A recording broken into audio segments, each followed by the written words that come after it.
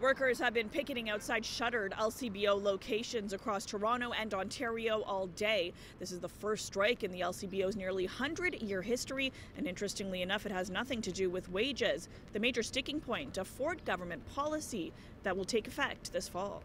If we don't get it, shut it down! And shut it down they did. More than 9,000 LCBO workers hit the picket lines Friday when talks broke down after months of negotiations, forcing the closure of almost 700 stores across Ontario for at least 2 weeks. What do we need? Fair deal! When do we need it? Now! The latest offer from the LCBO did include wage increases, but unlike other strikes, wages aren't the primary focus.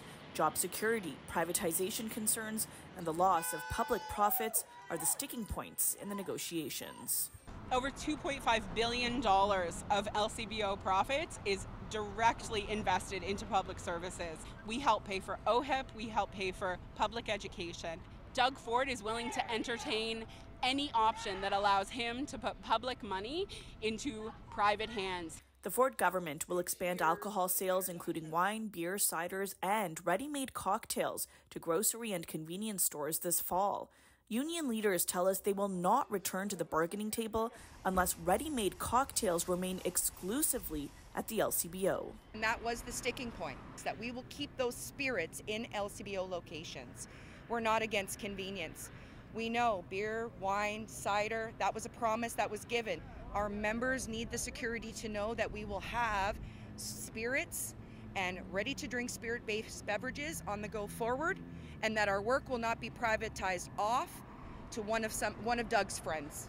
We're told ready-made cocktails alone bring in $600 to $900 million in annual revenue that goes directly into public coffers.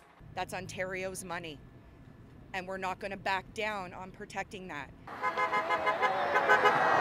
We're going to make sure those profits keep coming in. We want to grow with Ontario. We want to be part of this modernization and expansion. The Premier and Finance Minister haven't spoken publicly about the strike, but the opposition has. Doug Ford's approach, really, his booze plans always seem to be kind of slapdash, thrown together, and ultimately have cost us billions. Workers tell us the last thing they want is to be on strike.